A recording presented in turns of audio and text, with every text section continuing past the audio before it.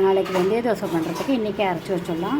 1 class 200 milligram புழுங்கல் அரிசியும் இட்லி ரைஸும், ஒரு கிளாஸ் பச்சரிசி பொன்னி ரைஸும் போட்டுட்டு, அப்புறம் 2 ஸ்பூன் வெந்தயமும் 2 ஸ்பூன் உளுந்தும் போட்டிருக்கேன்.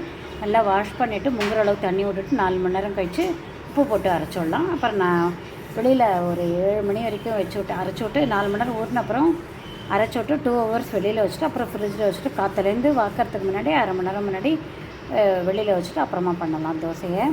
சில பேர் ராத்திரி பூரா புளிக்கணுன்ட்டு, எங்களுக்கு புளிப்பு வேண்டாம், அதனால் நான் 2 மணி நேரம் வெளியில் வச்சுட்டு ஃப்ரிட்ஜில் வச்சுட்டு காற்றுலேருந்து அரை மணி நேரம் முன்னாடி வெளியில் வச்சுட்டு அப்புறம் மார்னிங் வரையும் ஹாப்பி டியூஸ்டே. மார்னிங் பிரேக்ஃபாஸ்ட்டு வெந்தய தோசை நேற்று அரைச்சி வச்சாலே ஊற போட்டிருந்தேன்ல, 4 மணி நேரம் ஊற போட்டுட்டு மொத்தமாக ஊற போட்டேன்.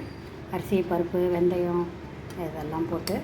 அதனால் இப்போ நேற்று ராத்திரியே அரைச்சி வச்சுட்டு 2 மணி நேரம் வெளியில் வச்சுட்டு ஃப்ரிட்ஜில் வச்சுட்டு 2 இதையும் கலந்து வச்சுருக்கேன் பாருங்கள். பதமாக வாக்கிற பதத்துக்கு வச்சுருக்கேன்.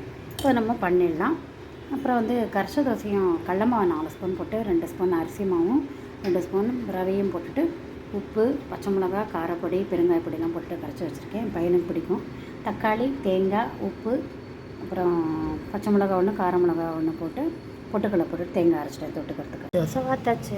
வெந்தோடனே திருப்பி போட்டு காமிக்கிறேன். அப்புறம் நல்லா ஈஸியாக திருப்பி போட வருது, பட்டுப்பட்டாக வருது தோசை. இந்த மெத்தில் பண்ணி பாருங்கள். குழந்தைகள் பெரியவங்களுக்கும் ரொம்ப நல்லது. வெந்தயம் உடம்புக்கு நல்லது. ஒரு கசப்புத்தன்மை லேசாக இருந்தாலும் டேஸ்ட் சூப்பராக இருக்கும். உடம்புக்கும் நல்லது, ஹெல்த்துக்கு.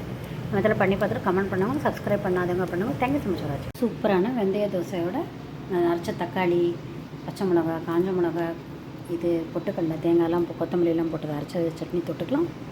மாவு தோசையும் வாத்தாச்சு. வெந்தப்புறம் திருப்பி போட்டு காமிக்கிறேன். அதனால் கிறிஸ்பியான கரைச்ச தோசை மொத்தம் கடல மாவு, ரவை எல்லாம் போட்டது தயாராகிடுது.